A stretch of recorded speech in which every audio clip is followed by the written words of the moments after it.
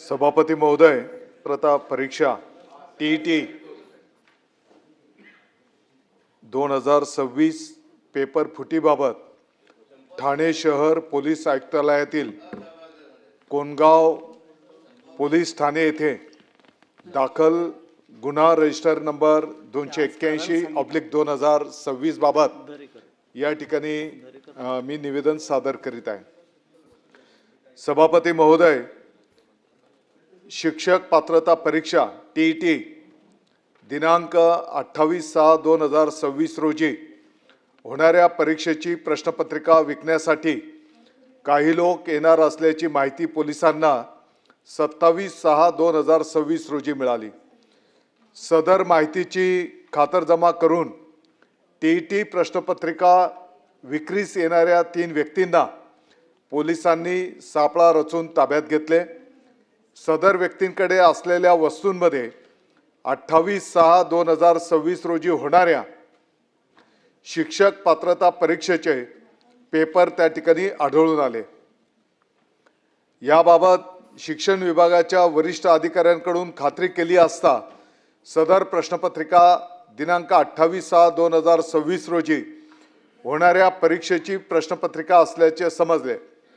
त्यामुळे राजीव श्री प्रयाग शाव व इतर 2 यांच्या विरुद्ध महाराष्ट्र शासनाद्वारे आयोजित शिक्षकांसाठी होणारी टीईटी परीक्षेची प्रश्नपत्रिका गैरमार्गाने प्राप्त करून गैरमार्गाने परीक्षार्थींकडून मोठी रक्कम स्वीकारून त्यांना वितरित करण्यासाठी बाळगली म्हणून कोणगाव पोलीस ठाणे भिवंडी ठाणे शहर पोलीस आयुक्तालय येथे दिनांक 27/6/2026 रोजी गुन्हा रजिस्टर क्रमांक 281/2026 भारतीय न्याय संहिता कलम 318(4), 316(5), 61(2) सह महाराष्ट्र स्पर्धा परीक्षा अनुचित मार्गास प्रतिबंध अधिनियम 2024 चे कलम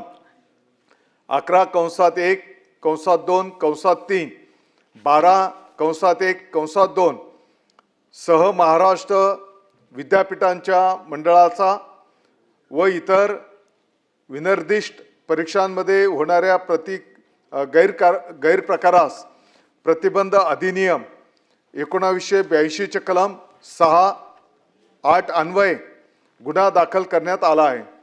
सदर गुन्ह्यातील 3 आरोपींना 27/6/2026 रोजी अटक करण्यात आली आहे।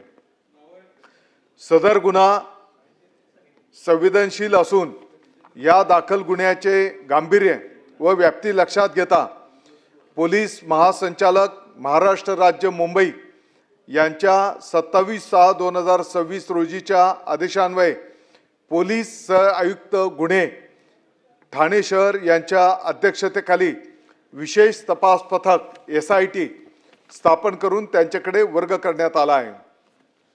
सदर गुन्ह्याचा तपास विशेष तपास पथकामार्फत सुरू आहे।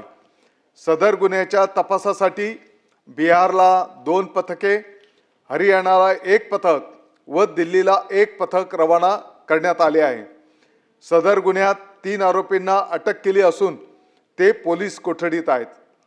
दिनांक 28/6/2026 रोजीच्या नियोजित टीईटी परीक्षा पेपर फुटी प्रकरणी जे कोणी दोषी आढळतील त्या सर्वांवर संघटित गुन्हेगारी कायदा मकोका अंतर्गत गुन्हा नोंदविण्याबाबत आत्ताच्या घडीला चौकशीमध्ये आढळून आलं आणि त्याप्रमाणे ते दाखल होईल।